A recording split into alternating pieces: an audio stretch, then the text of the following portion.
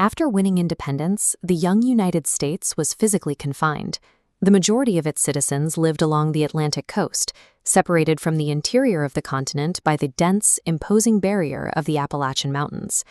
For the pioneer farmers who managed to settle west of that rocky divide, moving a seasonal harvest back east by wagon was a grueling and often impossible task. Survival depended instead on the natural hydrology of the continent.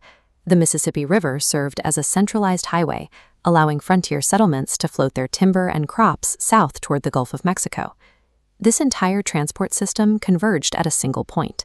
To reach global markets, every flatboat from the American West had to pass through the port city of New Orleans.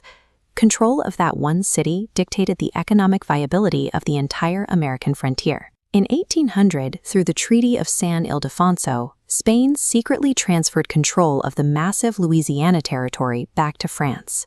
France was led by Napoleon Bonaparte, a commander of immense military ambition. Suddenly, the young United States found one of history's most aggressive powers positioned directly on its western border.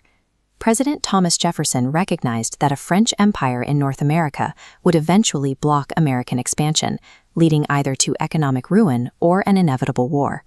To avoid conflict, Jefferson chose diplomacy.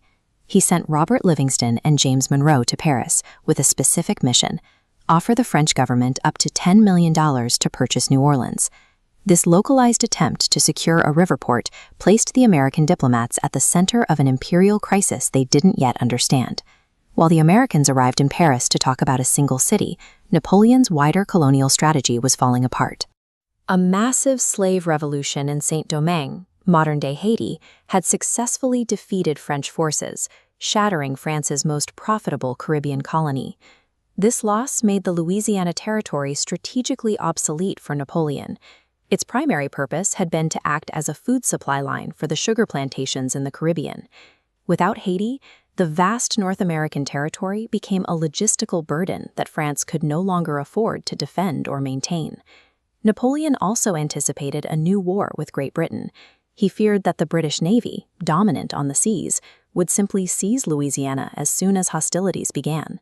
Faced with a failing empire in the Caribbean and a looming threat in Europe, France decided to liquidate its North American holdings. When the American diplomats entered negotiations, French officials stunned them with an offer that went far beyond their instructions.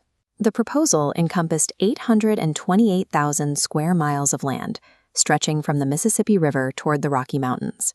The asking price for the entire territory was $15 million. Livingston and Monroe recognized the rarity of the opportunity and agreed to the purchase immediately, despite lacking the authority to do so. News of the deal presented Jefferson with a legal crisis. He believed in a strict interpretation of the law, and the U.S. Constitution provided no explicit power for a president to buy foreign land. Jefferson feared that waiting for a formal constitutional amendment would give Napoleon time to withdraw the offer. This handwritten document shows the legal path Jefferson chose.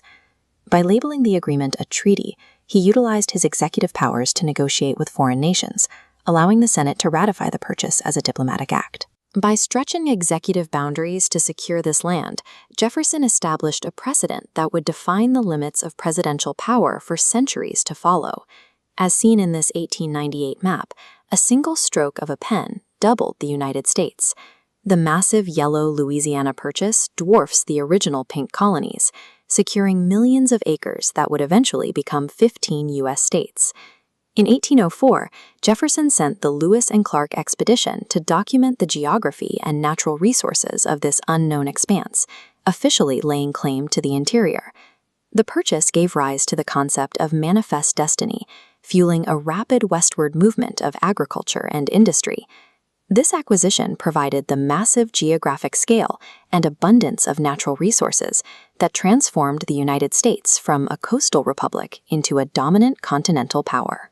While European maps depicted this area as an empty wilderness, it was the home of millions of Native Americans, belonging to hundreds of sovereign nations. A diplomatic agreement reached peacefully in Paris immediately translated into decades of violent conflict on the ground in North America. American expansion led to systematic policies of forced removal, resulting in the catastrophic loss of indigenous lands, resources, and sovereignty. This transfer of title, executed at roughly 3 cents an acre, functioned as a catalyst for the displacement and collapse of the native nations that had occupied the territory for centuries. A single geopolitical signature forged the borders of a new empire, but it did so by dismantling the ancient worlds it encountered.